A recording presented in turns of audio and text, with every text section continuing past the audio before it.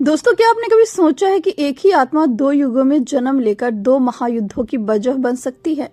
क्या यह संभव है कि त्रेता युग की वह शांत सहनशील नारी द्वापर युग में अग्नि से प्रज्वलित होकर न्याय की ज्वाला बन जाए? दोस्तों, एक और माता सीता जिन्होंने हर अपमान को सहा, हर पीड़ा को अपने भीतर समेट लिया, और दूसरी ओर द्रौपदी जिनकी एक पुकार ने महाभारत जैसा युद्ध खड़ा कर दिया। तो क्या ये दोनों अलग थी या फिर एक ही आत्मा के दो रूप?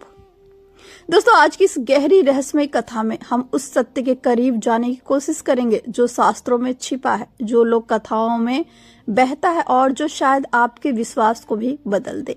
राधे राधे दोस्तों, जय श्री हरि। कैसे हैं आप सब? दोस्तों, यह कथा शुरू होती है त्रेता युग से, जब अयोध्या के राजा श्री राम की पत्नी जनक नंदिनी माता सीता वनवास के समय अपने जीवन का सबसे कठिन दौर जी रही थी। दोस्तों, वन के उस शांत वातावरण में भी उनके जीवन में तूफान आ चुका था, जब लंका का राजा रावण अपने छल और अहंकार के साथ माता सीता का हरण कर ले गया। लेकिन यहीं से शुरू होता है वह रहस्य जिसे हर कोई नहीं जानता। कहा जाता है कि जिस क्षण रावण माता सीता के पास पहुंचा, उस क्षण प्राकृतिक स्वयं कांप उठी थी। अग्निदेव प्रकट हुए और उन्होंने असली सीता को अपने संरक्षण में ले लिया। और जो सीता रावण के साथ लंका गई वह असली नहीं थी, वही थी माया सीता। अब सोचिए, एक ऐसी स्त्री जो स्वयं माया है, जिसका अस्तित्व ही एक उद्देश्य के लिए बना है, क्या उसकी पीड़ा असली नहीं होगी? क्या उसके आंसू झूठे होंगे? नहीं, वह भी हर उस दर्द से गुजरी जिससे एक सच्ची स्त्री गुजरती है। दोस्तों, लंका की अशोक वाटिका में वह हर दिन अपमान सहती रही। रावण के शब्दों का विष हर पल उनके मन को जलाता रहा, लेकिन वह टूटी नहीं, क्योंकि वह केवल एक स्त्री नहीं थी, वह धैर्य की परीक्षा थी, वह एक उद्देश्य थी। समय बीतता गया और फिर आया वह क्षण जब श्री राम ने रावण का अंत किया। पूरा संसार खुश था, अधर्म पर धर्म की जीत हुई थी। लेकिन उस जीत के बाद भी एक सवाल खड़ा हो गया, माता सीता की पवित्रता पर सवाल। और तब वह क्षण आया जिसे हम अग्नि परीक्षा के नाम से जानते हैं। दोस्तों, माता सीता अग्नि में प्रवेश करती है और तभी एक अद्भुत चमत्कार होता है।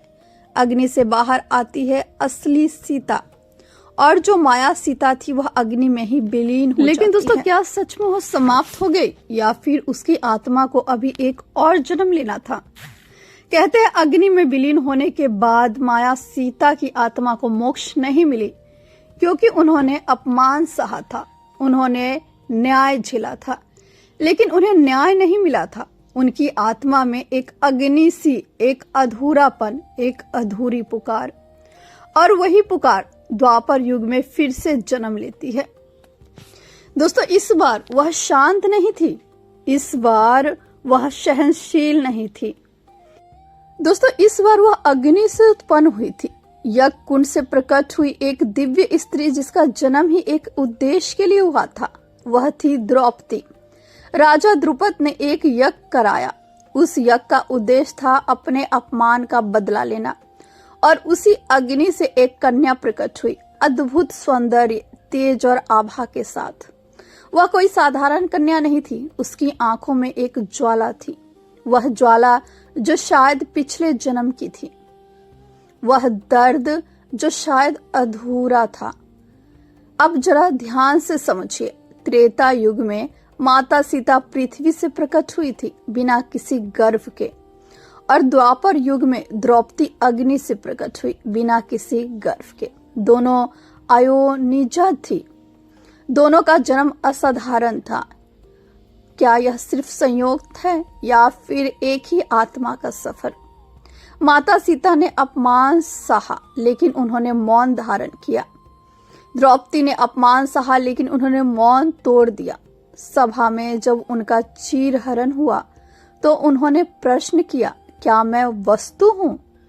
उनकी वह पुकार आकाश तक गूंज गई, और यही वह क्षण था जब महाभारत का बीज बोया गया।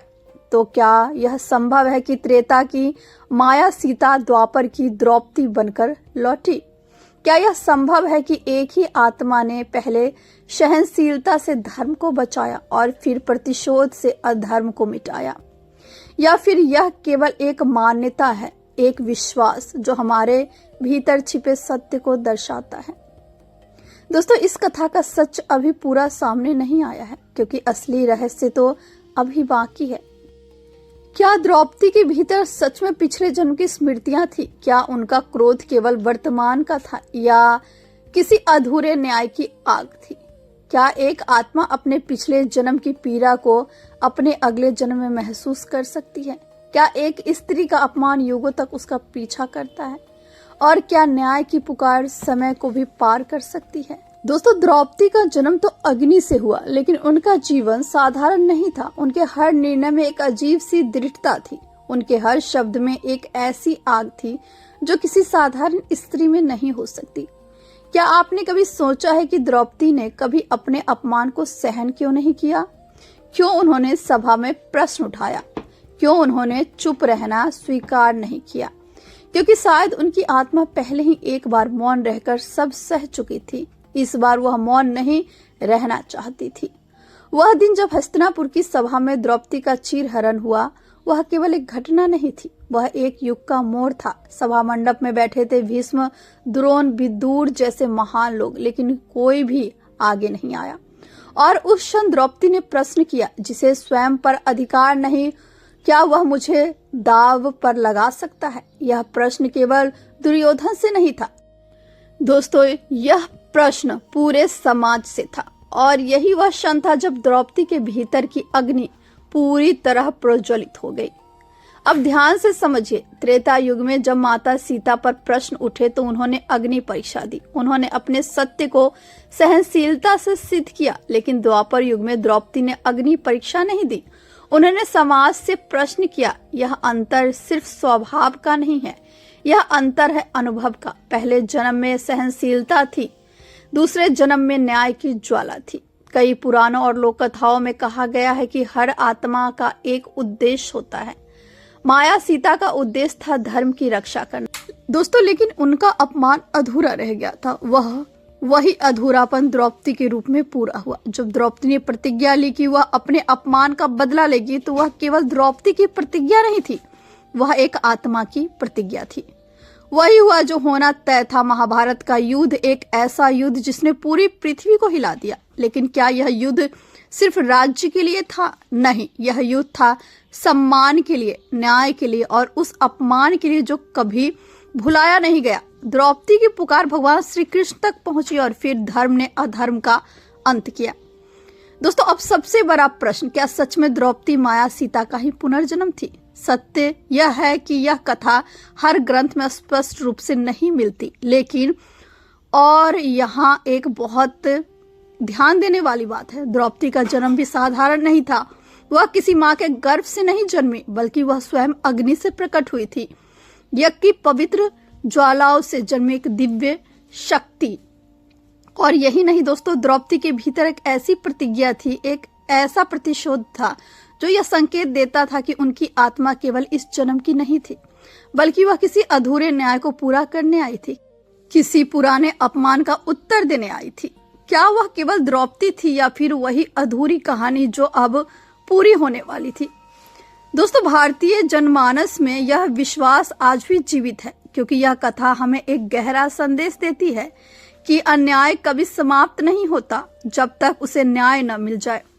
यह कहानी दोस्तों सिर्फ दो स्त्री की नहीं है, यह कहानी है एक आत्मा की यात्रा की, सहनशीलता से लेकर प्रतिशोध तक, मौन से लेकर आवाज तक। यह कहानी हमें सिखाती है कि हर अन्याय का अंत होता है, हर अपमान का उत्तर मिलता है। बस समय बदलता है, रूप बदलता है, लेकिन सत्य वही रहता है। तो अगली बार जब आप माता सीता की सहनशीलता को याद करें या द्रौपदी के साहस को देखें, तो एक बार यह जरूर सोचिए कि क्या ये दोनों अलग थी या फिर एक ही आत्मा के दो, एक जिसने सहा और एक जिसने जवाब दिया।